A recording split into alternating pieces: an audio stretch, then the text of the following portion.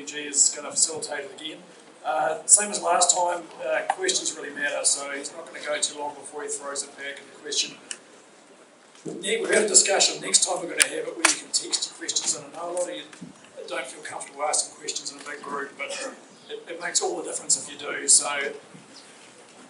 any questions a go. There's no questions too silly, but next time we'll have a Slido thing that you can actually text your question in if you're feeling a bit shy. So by way of introduction, we have got Kristen and Mick, obviously, who, as we know, that were telling their story. James McCone, James up in Colby, and involved with, off the top of my head, quite a few EPs, and very much focused towards helping Next Gen get a foothold, which is wonderful. And Ashwini, who started out 11 years, 15 years, was it?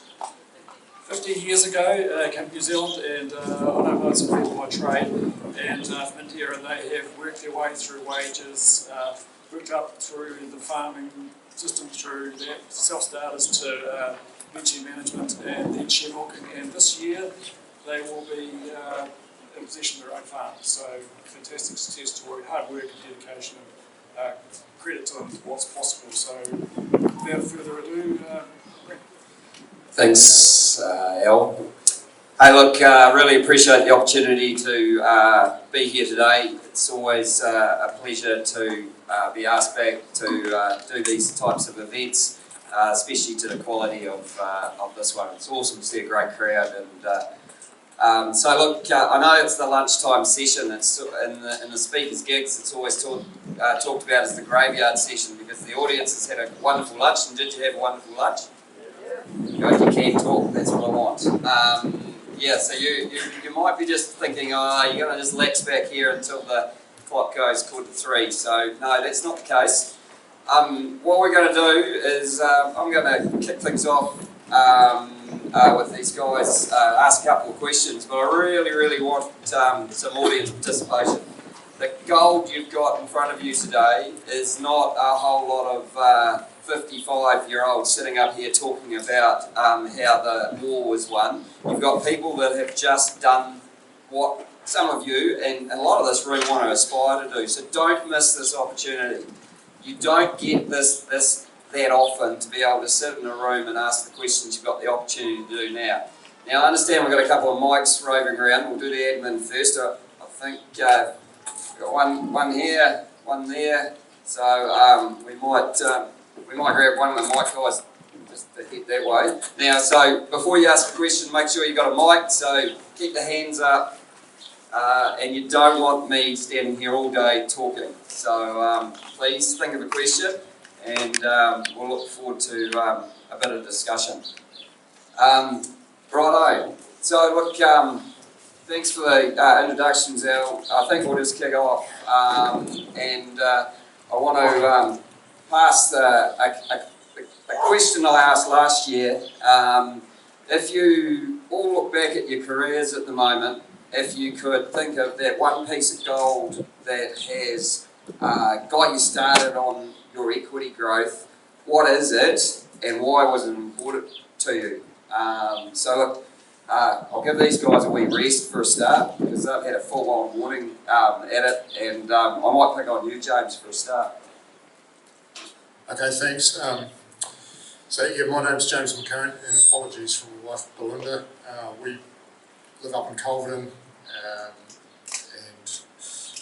my history in the dairy industry started about 2006, I think, and was privileged enough to work with my wife's family and two brother-in-laws to grow a dairy business and achieve a family succession plan, which got us all out in our own right with our own farming enterprises. So since then, I guess what we've done that's slightly novel is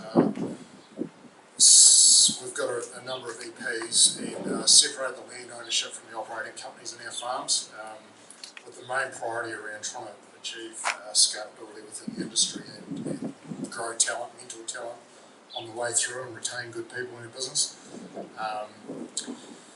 In terms of gold, I sort of reflect back on some of the chapters of the most rewarding growth that I've been a part of. Having really clear goals has been a sort of prominent theme. and then clear goals, a plan to achieve those goals, sort of broken down into biteable chunks, and then just really committed action to make it happen, and patience, because so I felt all of my sort of growth chapters, there's been a period of where it feels like you're going nowhere, and then all of a sudden you get enormous growth in quite a short period of time.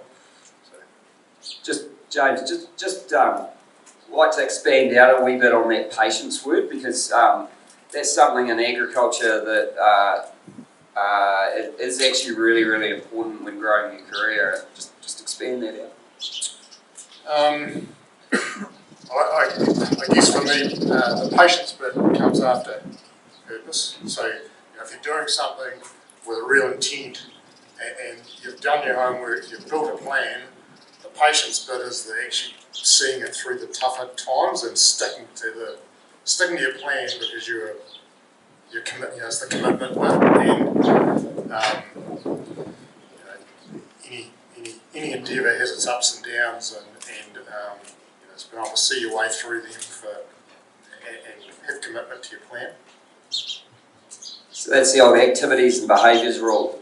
Okay, if you keep repeating, you got a plan, you keep repeating the behaviours and the activities, the goal gets realised. Is that a fair comment, James? Is that what you've said? Yeah, yep.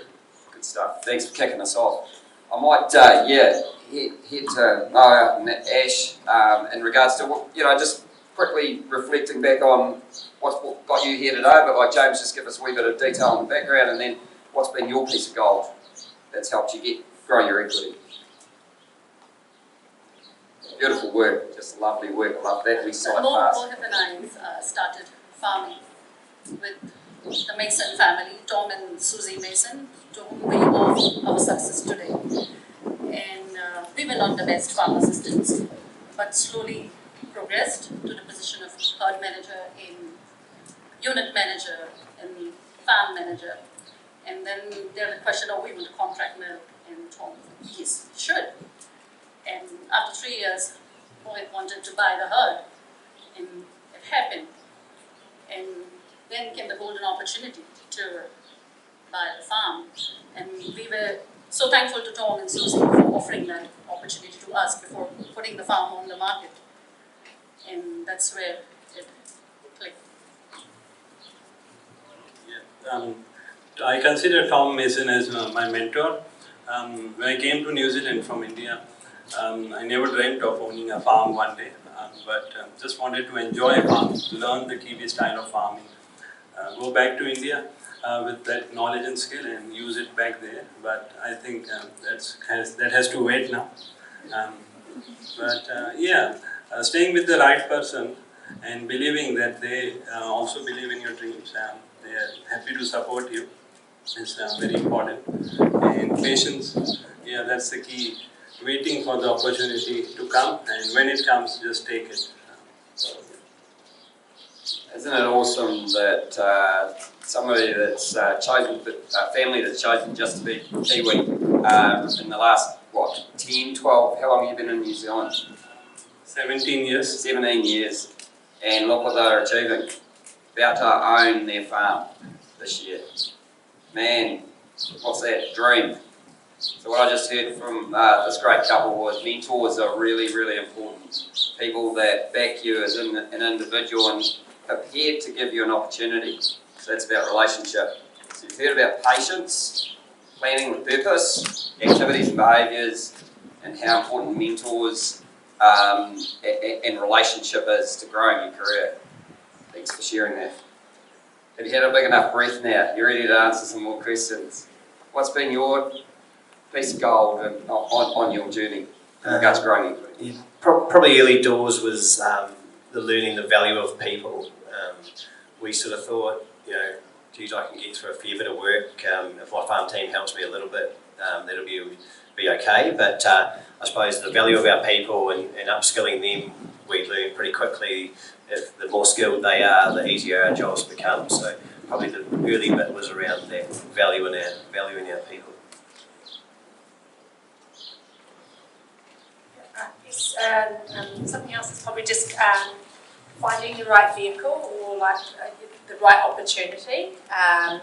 Don't be too quick to jump into something if you A, haven't done your homework on it, or B, it doesn't sit right in your gut. I know in our early days there were other things that we potentially looked at, but we just decided to hold the line, and we were surrounded by people who A, valued us, and B, we were aligned with. So at times, again, you felt like you weren't making as much headway, but over time it sort of come out in the wash. So yeah, I guess just be patient.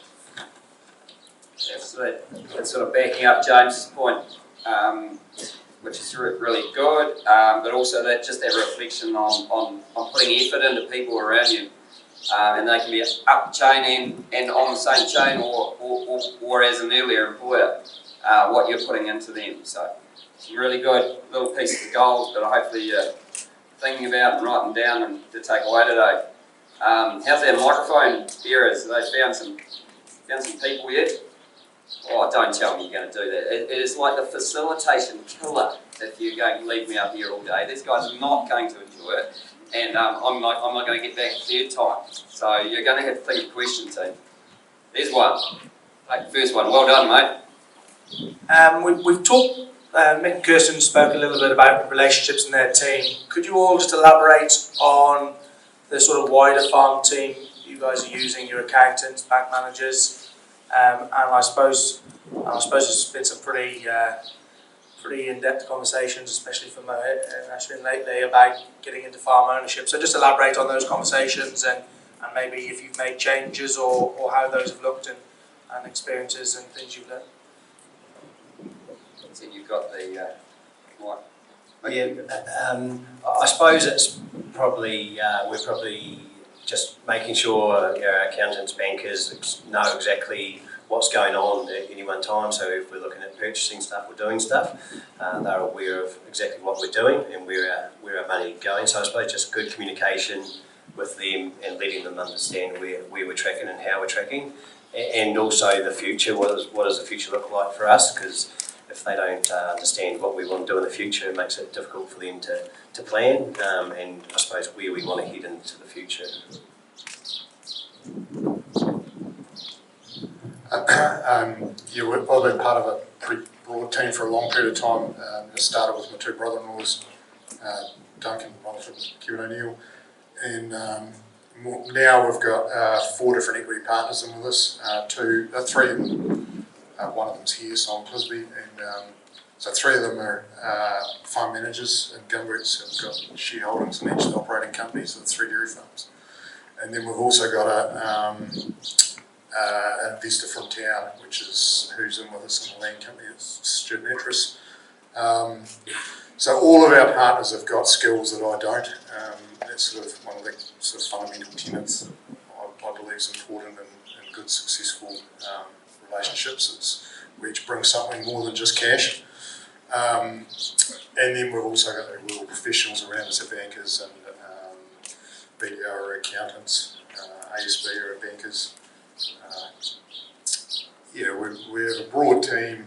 There's no one in that team that I don't have a huge amount of respect for. And we're all very united in the goals that we're trying to achieve and our purpose. Just before you hand on, could you just elaborate on what you look for equity partners, or early discussions or things put in place to make sure the right people? I don't know how to look at intervention strategies, or how are those established? Referrals. It's a fairly small network, so that would be one of my gems of advice: is don't be a dick, because it's never forgotten in a small industry. So you're looking for people I'm looking for people with shared values, proven work ethic, and I like more to a story or a purpose than just I want to build my equity. I like if someone walked up to me today and said I really aspire and want to be in the top quartile for profitability and the bottom quartile for NLOS, that would prick my ears up in terms of someone that's thinking about their future and the opportunities in the dairy sector, and there'll be some alignment there. Thanks, John. We like to have a small group of people around us who are happy to support us, and any questions we raise, they try to answer it. A good accountant, lawyer, some senior dairy farmers whom we have worked with in the past, and our banker. We bank with ASB.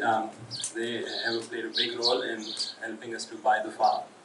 They backed us, they believed in us, so thanks to them also. And our staff are equally important. We try to pay above market wages to our staff and to keep a good work-life balance. And our 2IC has been with us for 6 years. We've been asking him to move on and start to contract milking, something that he's very happy with us. So we leave it to him.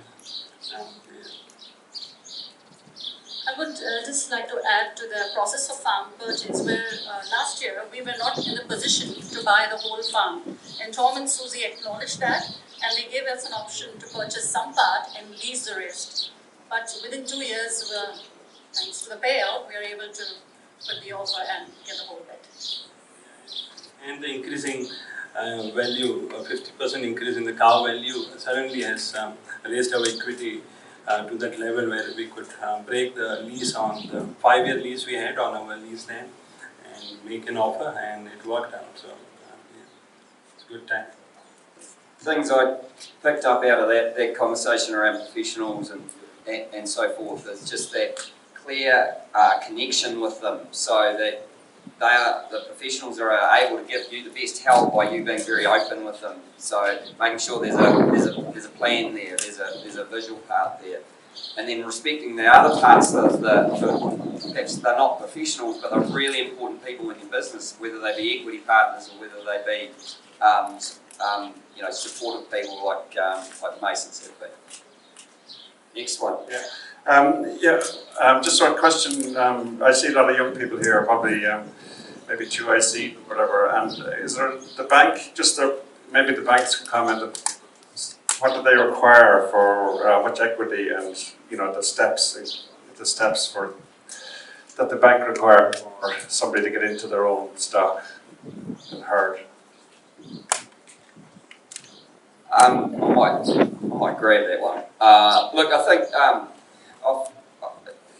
probably everybody's circumstances are going to be different. The bankers can kick me off the stage as soon as you want if you want to add to it. But I think it's about forming relationships with a bank early in the piece that you know what you've got to get it to work, and then coming with a plan or options around that.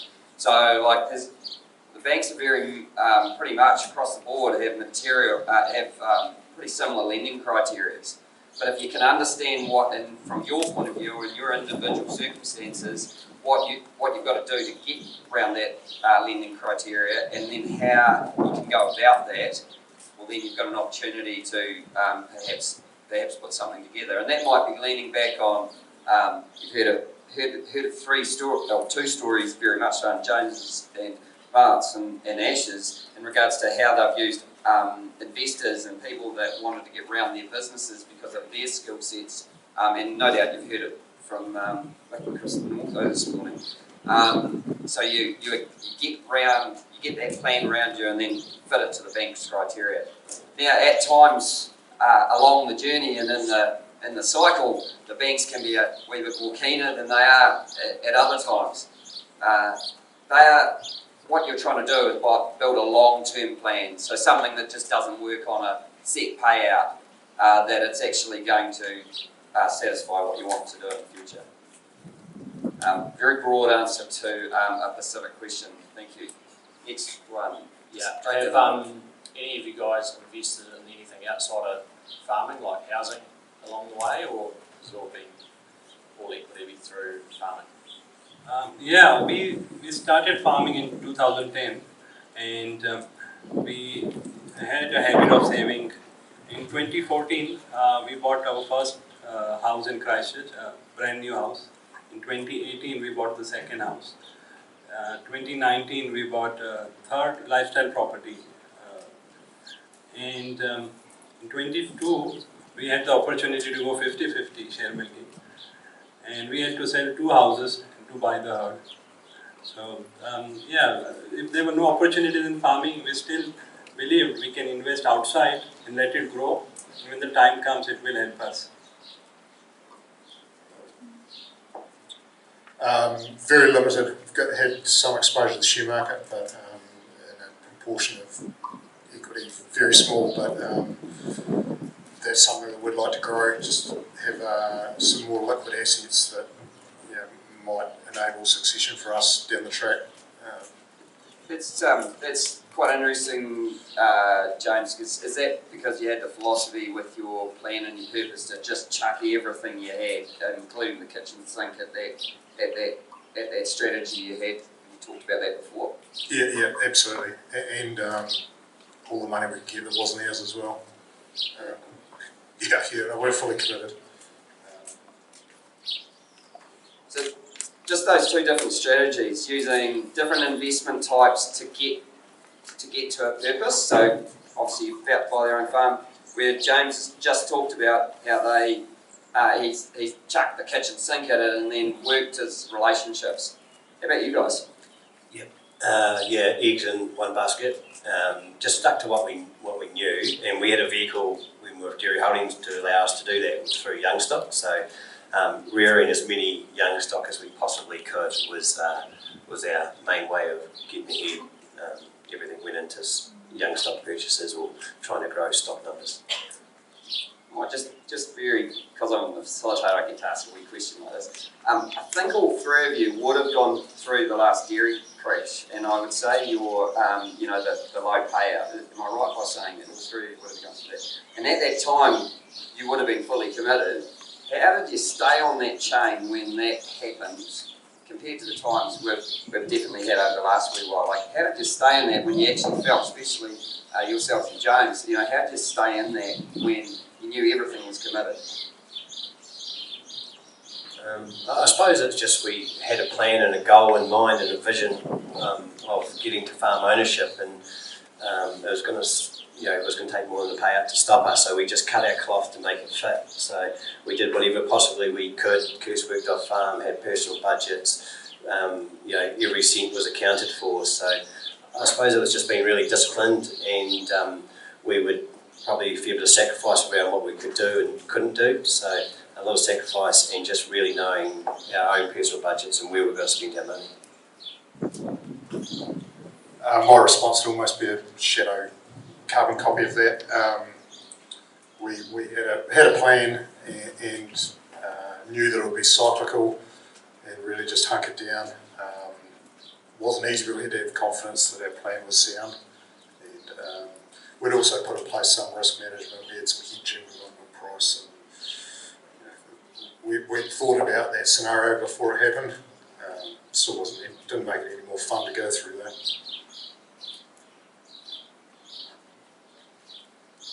Well, Mohit is very good at making a very, very conservative budget, and that's why we stick to it irrespective of what the payout is, to control the cost, and we'll spend only on what is needed.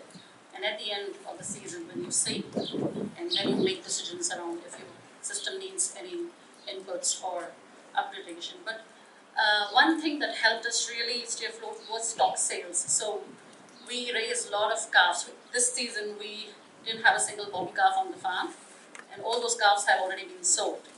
So, and for the past 10 years we have been raising all the bull calves, and so stock sales has added to the income of the farm when the payout was not that great. Don't miss this moment, guys, because soon or one day you'll have to remember this. Stick to your budget, spend conservatively, have a plan, don't miss the vision, and be resourceful like Ash just talked about, because that's the way you create long-term businesses. Right, we got 15, so next one. James, you mentioned earlier at the start that one of your guys' goals is attracting and retaining good staff and uplifting your people. What are the key things at a level of scale that you guys do that's different to the rest of the industry to attract and retain good staff? I guess it's essentially that structure that we've got around separating the land ownership from the operating companies. There's an opportunity there to I guess I wouldn't. So none of our guys jump straight into equity partnerships. There's been either a management or a contract milking sort of courtship process, so that we can make sure that we're entirely on the same page and aligned around values and farm system, etc. But then, in terms of keeping them, there's that opportunity to buy into the operating company, which leases the land back off the land owning entity. So it's just another way of working a 50-50 type risk return. How do you manage the expectation of that amongst the team? Like not all of your team that are coming through are able to obviously make an equity partner. If that is the case, I'll give you a ring. But you know what I mean. Like, how do you manage that expectation piece? Well, expectation is just around being clear from the outset around what is it you're after and what is it I'm after, and just being honest and clear right from the get-go around what it is you're offering and where you want to go with that. And then that's on both sides, isn't it? Like on both sides, 100%. Yeah. So if you don't know a secret, do you? No surprises. I want to work with good people that are aligned, motivated, and that's for me. That's the cool stuff in the dairy sector, is when you find an opportunity where you've got full alignment with some good people with other skills other than your own. That's where you really make some headway, and it's I find that super rewarding. I can see that.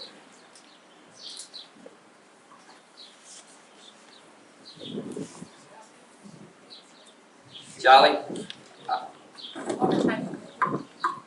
You asked the question. What are the key things that you guys do to attract and retain good staff that's different to the rest of the industry? Yeah, I guess for us it's number one, we have people work for us who aren't from New Zealand, so it's really important that we create a supportive environment and workplace, and we say to every single team member that we're effectively your New Zealand family, so off the bat they need to know that they can come to us if they do have any problems. The other piece is just making our farm team feel valued, because a lot of the time, if we're not there, we understand and appreciate just we can't do our job without them. So it's pies on during calving on a cold day. It's beers after work once I've busted your ass for us during the day. Just the little things. We like to think we can offer and provide a competitive package for our farm team, but it goes more than just it's more than just money. It's advocating for them, and it's having a growth environment for them as well. Yeah, so that's culture, is what I heard there. Just creating that all-round culture. How about you guys? Well, it was easy for us, Brent, because we had to implement what was taught to us. We were so well taken care of by Tom and Susie that we had to just replicate the model. Wow. So good wages, good accommodation, good time off, and regular get-togethers. Like we have a hell of a Christmas party, guys. And so, yeah, and appreciation what the staff do for you. And we make sure we always have relief workers around, which are the university students. And that helps the staff to take a sleep in, or if we have to go and see a soccer match with the scared or things like this. Yeah, I just love that part, how you absorbed the culture, had a great place to work, and now have passed that learnings on through your you working and building your team. Really good. Keep going, guys, team. Come on. Just right here in front of me, awesome. Here, I even let you use my mic. Thank you, Kirsten, and making your team for a fantastic day and opening your doors. Just a question for the whole group as well, but I know Kirsten and Mick, you've achieved really highly in things like the Dairy Industry Awards, and I just wondered if you guys could touch on Dairy Awards as that example, but if you've been involved in anything else that has helped you along the way, particularly in those early years, networking, connections, those kind of things that have helped when you were younger.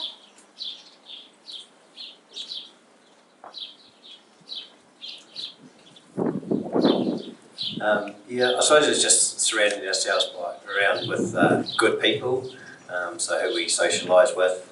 Probably the early days, obviously, Dairy Industry Awards was we made a super robust plan around goals and targets and where we wanted to head. So that was probably a real catalyst for us as well, that Dairy Industry Awards that we sat down on pretty hard to make sit down. So me and Kirsten sat down together, made a real robust plan and some really long nights, but we sort of chucked the kitchen sink at it to come up with a really robust plan, and then we had something to go from. So definitely the Dairy Industry Awards was a massive part for us, and then obviously continue on with it, seeing other people's businesses and taking some of the secrets that they do and things that they do differently that we can implement on us. But definitely a big driver.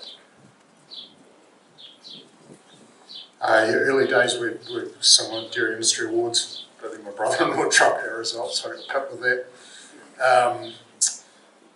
And then just ongoing farm discussion groups, just try to surround myself with people I respect and different thought leaders across the sector, really. Yeah, we strongly endorse the Dairy Industry Awards. I think Mohit was the runner-up in 2019 for the manager's position, thanks to Tom to push him to participate.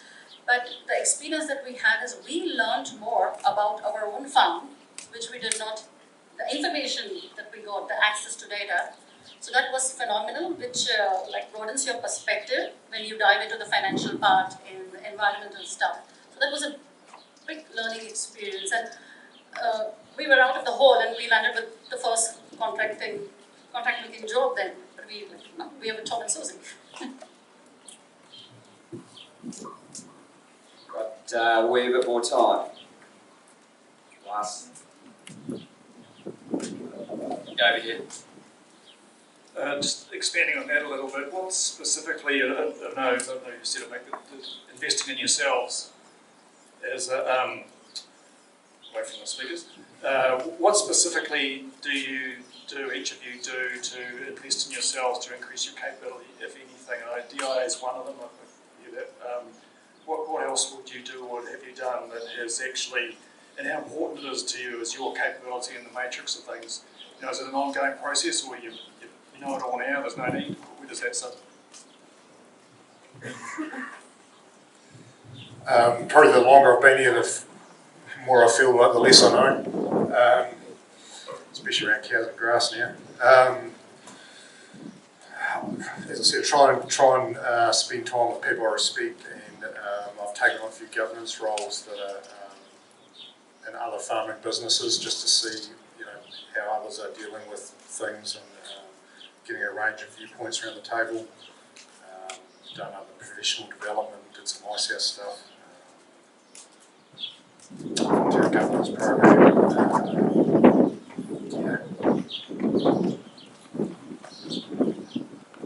Attending discussion groups, conferences, and talking to neighbouring farmers. And every season is different. Sometimes they need to try a new approach to solve new problems, and talking to other farmers, that helps me a lot. And online groups, discussion groups, Facebook, there are a few farming groups, and many times people throw some question and it's relevant to you also. So finding answers from different farmers who contribute also helps.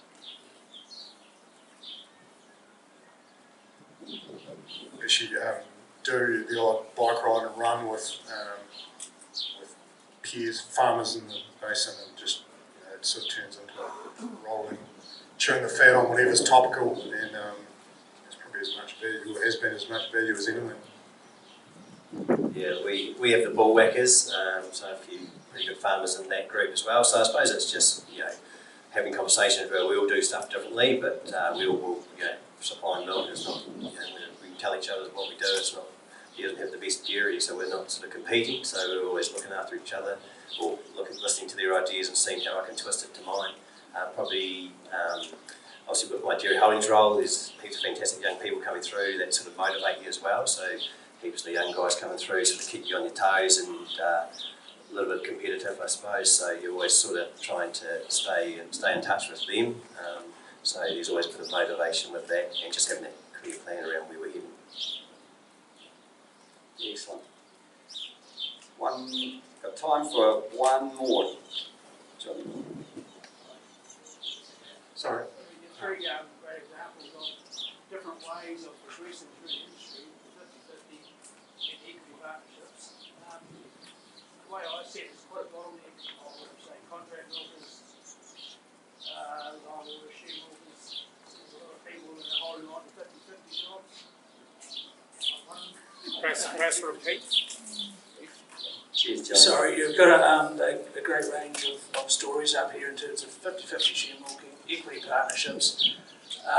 You brokers like me that hold these 50-50 jobs for a while, we've also been in equity partnerships, we've also owned a farm, those sort of things. So any advice for people coming forward in this bit of a, I call it bottleneck, traffic jam, and maybe Dairy Holdings has done some great stuff around sorting that out with herd ownership.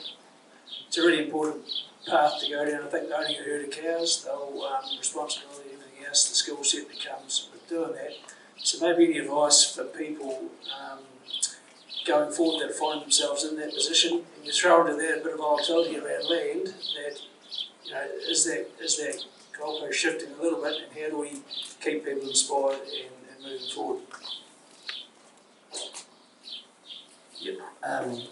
I suppose it's never been easy though, has it, to own a bit of land or do any of those sorts of things. So things will always change and things will always progress, but I suppose the piece for us is just around thinking about what the next steps are and looking at the next opportunities. So.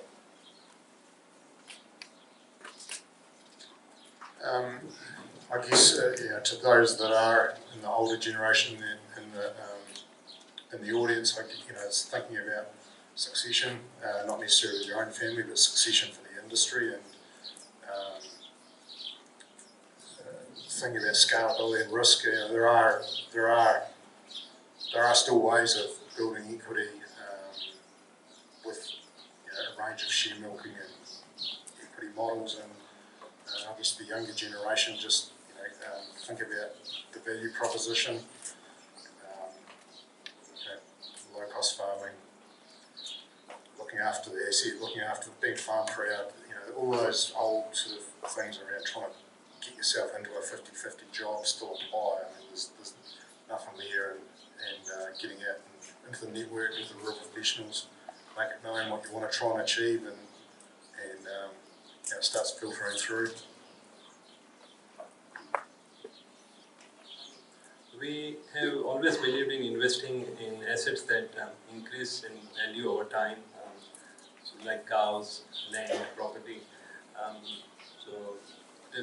Those assets that depreciate, I've always dreamed of having a brand new ute, but I don't have that. I still drive 30-year-old tractor, and it's well maintained. So just investing wisely and see it grow. That's what our idea is. For first generation dairy farmers like us, what played an important role was starting the conversation, like having an idea and sharing it with your boss that I want to do this in some time. Maybe you're not ready today and you may not have the capital today, but 3 years, 5 years down the line, it will be there, the opportunity will come and you will be offered that job. So start the conversation so that your farm owner knows you're keen to work with them. I'll just add something onto that because I do want to tie that in a wee bit, because I've never been in 30 years sitting in front of the industry going, oh my goodness, I can't believe how much opportunity there is for all of you guys. And I just grabbed something that these guys just talked about. If the one thing you have, if there's one thing you can control, it's what you bring in the attitude and how you turn up and how you behave and how you get on with the job and how much care you take and all those sorts of things. If you've got no money, you can do the first thing. And I'll tell you what, 9 times out of 10 when I've got people I work with that started with nothing, it's because they've been damn good at people and relationship and what they do today. So there's no excuse, I don't think, right at the moment. The industry's never been in a better state to take you on as young people with an aspiration to be these guys. I'm out of time. I'm going to take one more because Al thinks I could come back 3rd time, so he'll let me do it. Right, I'll ask a fairly quick one here. When each of you were on the up, was there any, trade-off between how fast you grew that, developing your skills, and your own maybe life off the farm and stress levels and mental health?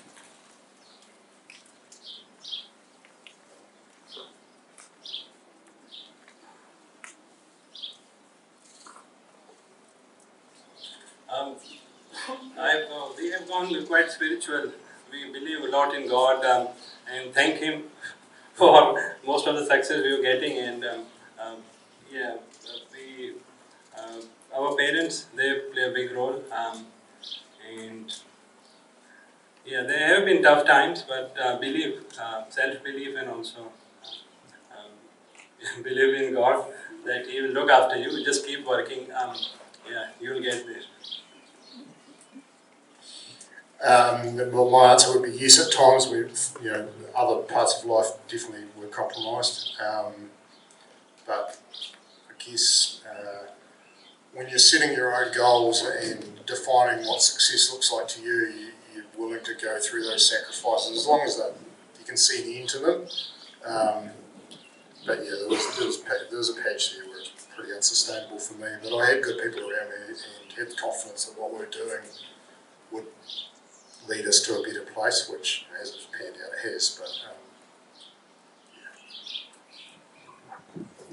I suppose there was someone that said to us once, it's always darkest before dawn, so there was definitely some tough times there that we had to get through, but I suppose we weren't the only ones that had been through that, so sort of leaned on Kieran Stone and some other people that had been through some tough times around, keeping, what you're doing is okay and there's a good plan, so just, I suppose, some reassurance, some old heads that we were tracking was the right way.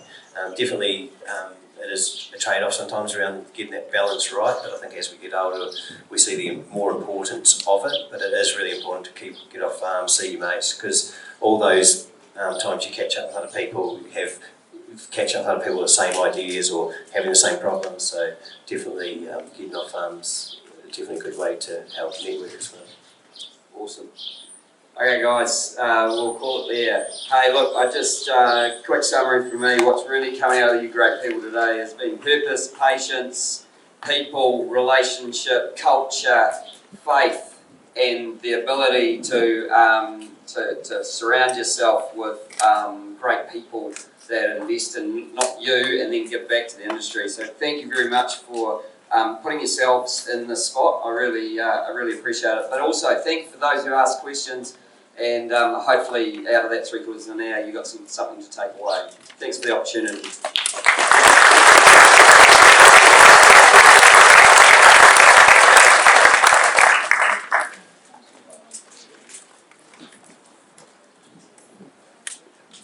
Thanks, Brent. Thanks, guys. That was awesome. Before we quickly wind up, we're going to finish off with a few comments from someone, but it's a big thank you for coming today. Great to see you all here. It's an awesome turnout.